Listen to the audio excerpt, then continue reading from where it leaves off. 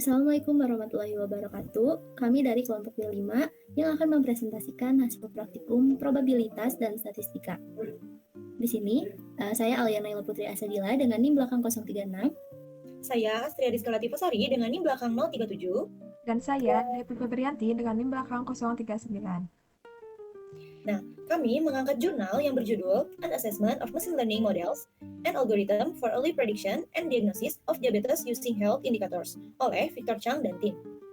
Presentasi ini akan menjelaskan latar belakang teori probabilitas, kode program, hasil, dan kesimpulan. Kami fokus pada bagaimana probabilitas membantu memprediksi diabetes dini menggunakan model logistic regression dan naive Bayes. Oke, sekarang kita mulai dari latar belakang dan tujuan. Diabetes adalah penyakit kronis yang semakin banyak penderitanya di seluruh dunia. Deteksi dini sangat penting untuk mencegah komplikasi seperti penyakit jantung atau gagal ginjal. Penelitian ini menggunakan data kesehatan seperti BMI, tekanan darah, dan usia untuk memprediksi resiko diabetes dengan bantuan probabilitas dan machine learning. Tujuan dari praktikum ini yaitu memahami cara probabilitas digunakan dalam informatika untuk membantu dokter mendeteksi diabetes lebih awal, sehingga pasien bisa bisa segera mendapat perawatan atau saran gaya hidup sehat. Nah, selanjutnya yaitu ada probabilitas kondisional. Ini tuh adalah peluang suatu kejadian A terjadi dengan syarat kejadian B sudah terjadi. Dengan rumus berikut, di mana P, A, dan B adalah probabilitas kedua kejadian terjadi bersamaan, dan PB adalah probabilitas B. Dalam penelitian ini, contohnya adalah peluang seseorang menderita diabetes A jika diketahui memiliki tekanan darah tinggi B. Ini membantu memahami bagaimana faktor risiko seperti BMI atau hipertensi memengaruhi kemungkinan diabetes. Probabilitas ini meningkat signifikan pada individu dengan BMI tinggi atau hipertensi karena data menunjukkan korelasi kuat antara indikator kesehatan tersebut. Selanjutnya ada teorema Bayes, digunakan untuk mempengaruhi peluang berdasarkan bukti baru dengan rumus berikut di mana PBA adalah probabilitas B jika A benar, PA adalah prior probability A, dan PB adalah probabilitas bukti. Contohnya, menghitung peluang diabetes A berdasarkan indikator seperti BMI, kolesterol, dan usia B. Teorema ini mendasari algoritma seperti naive Bayes, memungkinkan model memengaruhi prediksi dengan data baru untuk deteksi dini diabetes. Selanjutnya, ada confusion matrix, alat visual untuk evaluasi model klasifikasi yang berbentuk matriks 2x2, di mana TP atau true false positif adalah prediksi positif benar atau benar diabetes. FP atau false positif adalah prediksi positif salah atau sehat tapi diprediksi diabetes. Selanjutnya ada TN atau true negatif adalah prediksi negatif benar, benar sehat, dan FN false negatif adalah prediksi negatif salah atau diabetes tapi diprediksi sehat. Ini membantu mengukur kesalahan model secara keseluruhan. Selanjutnya, positive predictive value atau PPV atau precision. Rumus PVV sebagai berikut, ini tuh adalah probabilitas bahwa seseorang benar-benar sakit jika prediksi positif. Dalam penelitian, PPV relatif rendah, sekitar 47% untuk logistic regression, dan kurang lebih 45% untuk naive Bayes. Artinya, model seringkali salah memprediksi diabetes pada orang sehat, sehingga prediksi positif kurang dapat diandalkan. Lalu selanjutnya ada negative predictive value atau NPV. Rumus NPV sebagai berikut, ini tuh adalah probabilitas bahwa seseorang benar-benar sehat jika prediksi negatif. NPV tinggi kurang lebih 96% untuk kedua model.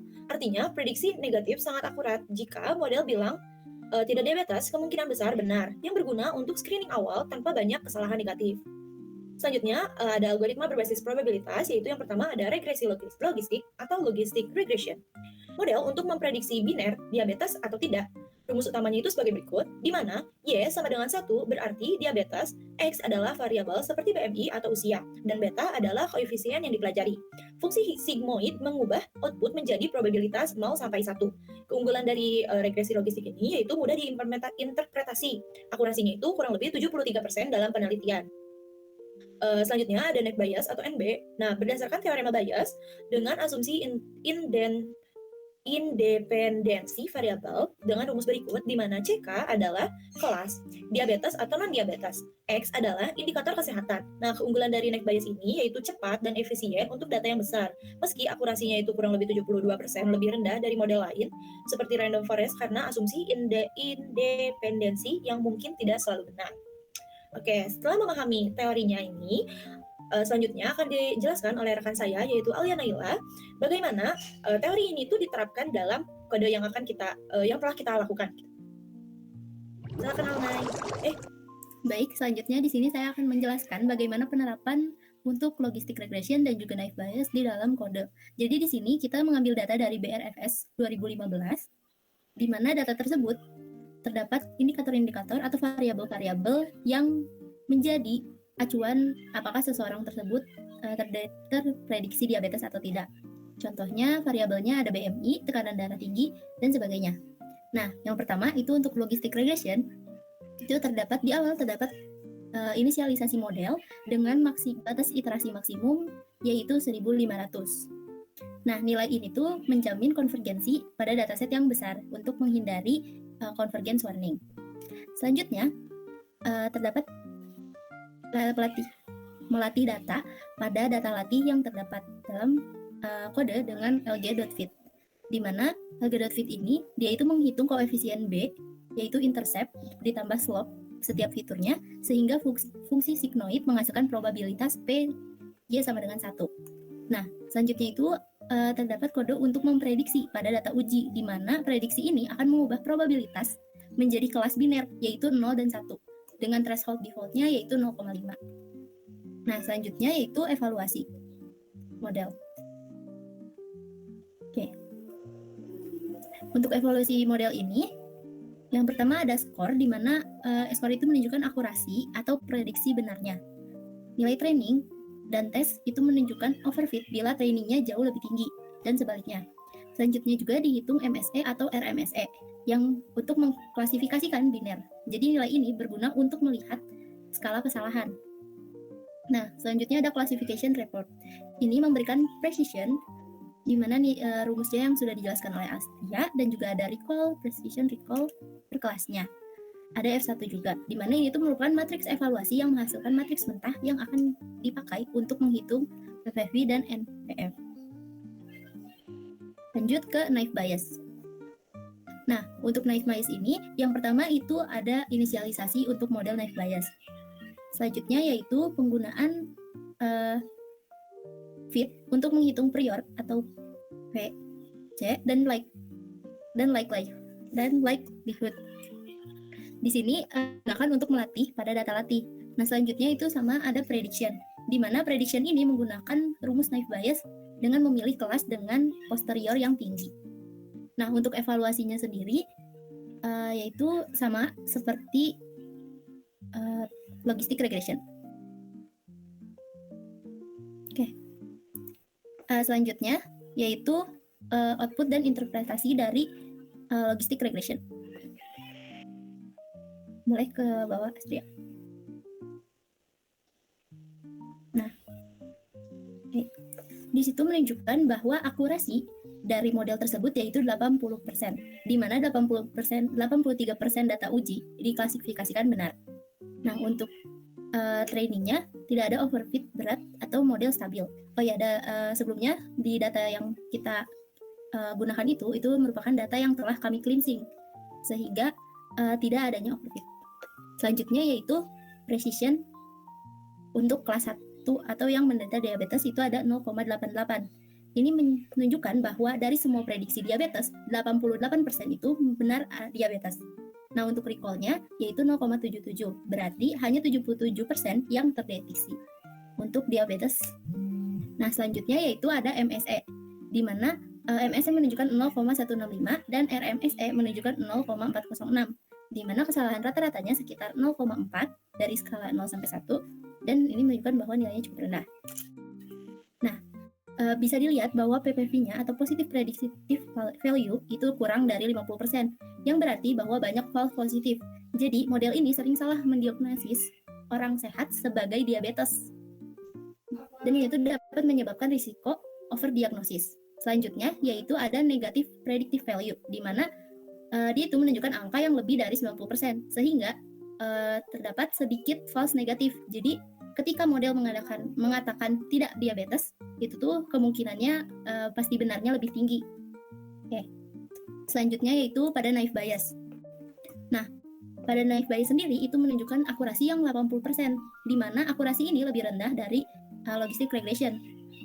Nah, untuk precision kelas 1-nya yaitu 0,92, di mana ketika model mengatakan orang ini diabetes berarti 92% benar. Dan untuk recall-nya yaitu 0,64. Jadi hanya 64% diabetes yang terdeteksi. Untuk MSE-nya sendiri 0,205 dan RMSE 0,453, di mana kesalahannya sedikit lebih besar daripada logistic regression.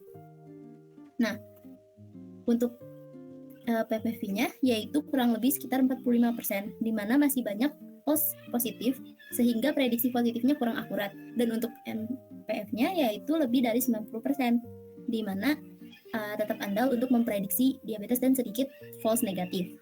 Nah, kesimpulannya dari hasil ini yaitu kedua model ini menghasilkan confusion matrix yang sama-sama memiliki NPF yang tinggi, di mana cocok untuk tahap screening. Nah, selanjutnya kedua ini menunjukkan PPV yang rendah, menandakan bahwa perlunya penyesuaian threshold, misalnya dengan menaikkan batas probabilitas menjadi 0,6 atau penambahan fitur-fitur yang dapat mengurangi false positif. Nah, dari keduanya juga terdapat RMSE yang rendah, di mana bahwa kesalahan prediksi itu secara numeriknya kecil, meski metrik PVV itu memberi gambaran yang sebenarnya mungkin lebih praktis bagi tenaga medis. Oke, sekian dari saya. Mungkin untuk contoh implementasi dari kodenya akan dijelaskan oleh rekan saya, Devi Febrianti. Oke, selanjutnya saya akan menjelaskan implementasi praktis dari model logistic regression dan naive Bayes. Bagaimana prediksi dilakukan dengan data pasien serta manfaat probabilitas dalam konteks ini. Untuk implementasi model, proses implementasi dimulai dengan pembagian dataset menjadi train dan test. Misalnya, 80% data untuk training dan 20% untuk testing. Variabel input yang digunakan meliputi faktor-faktor kesehatan seperti usia, BMI, tekanan darah tinggi, kolesterol, aktivitas fisik, pola makan, dan kondisi kesehatan lain. Kami juga menambahkan pre-processing berupa scaling pada kolom numerik agar konsisten dengan data training. Sebagai contoh, berikut adalah input data manual dari seorang pasien. Di sini dapat dilihat, misal umurnya 45 tahun, BMI 8,5, dan seterusnya. Nah, data ini kemudian dikonversi ke data frame, diskalakan, dan diprediksi menggunakan model logistic regression atau naive Bayes.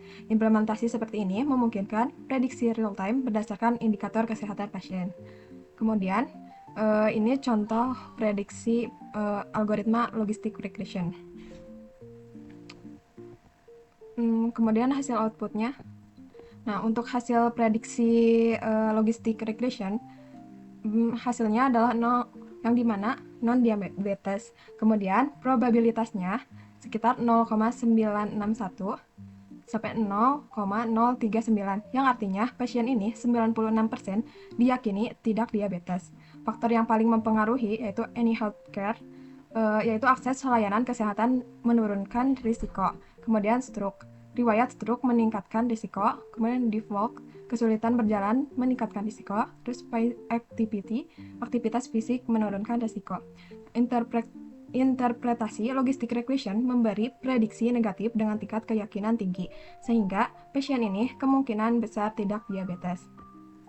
Kemudian algoritma kedua yaitu naive Bayes. Nah, untuk hasil naive Bayes, hasil prediksi dari dari algoritma ini yaitu satu, yang artinya diabetes. Probabilitasnya 0,001 sampai 0,999, yang artinya model sangat yakin hampir 100% bahwa pasien ini diabetes. Interpretasi naive Bayes memberikan hasil yang berbeda karena sifatnya yang sensitif terhadap distribusi data dan asumsi independensi antar variabel. Kemudian perbandingan antara kedua algoritma tersebut, logistic regression memprediksi pasien sehat, sedangkan naive Bayes memprediksi pasien diabetes. Perbedaan ini menunjukkan bahwa interpretasi hasil sangat penting, dan memiliki model harus mempertimbangkan metrik evaluasi seperti akurasi, precision, recall, PPV, dan NPV. Kemudian, manfaat probabilitas. Yang pertama, probabilitas membantu mengukur risiko diabetes berdasarkan faktor-faktor kesehatan. Yang kedua, dengan akurasi sekitar 72-73% dan NPV tinggi, kedua model dapat diandalkan untuk screening awal. Kemudian, membantu pengambilan keputusan medis dengan mengurangi false negatif sehingga kasus diabetes tidak terlewatkan. Kemudian walaupun PVV rendah, prediksi positif kurang akurat, hasil negatif dari model ini bisa sangat dipercaya. Jadi untuk kesimpulannya, logistic regression dan Naive Bayes sama-sama efektif digunakan untuk prediksi dini diabetes berbasis probabilitas. Logistic regression lebih stabil dan mudah diinterpretasikan, sedangkan Naive Bayes lebih cepat tetapi kadang menghasilkan prediksi ekstrim. Kemudian probabilitas memberikan dasar matematis yang kuat untuk evaluasi model, terutama dalam mendukung deteksi dini. Nah, untuk secara keseluruhan, penggunaan probabilitas dalam machine learning berpotensi menyelamatkan nyawa melalui deteksi dini penyakit diabetes.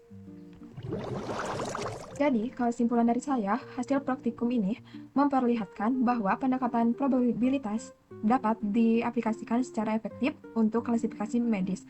Logistic regression menunjukkan kinerja yang lebih stabil dengan akurasi dan presisi yang cukup tinggi, sedangkan Naive Bayes memberikan alternatif yang sederhana dengan hasil akurasi sekitar 80%. Namun, kelemahan yang ditemukan adalah rendahnya PVV sehingga prediksi positif belum sepenuhnya dapat dipercaya. Di sisi lain, NVV tinggi menunjukkan bahwa prediksi negatif relatif konsisten. Keseluruhan hasil ini menegaskan pentingnya evaluasi probabilitas precision recall F1 score dalam menilai kualitas algoritma yang digunakan pada diagnosis diabetes.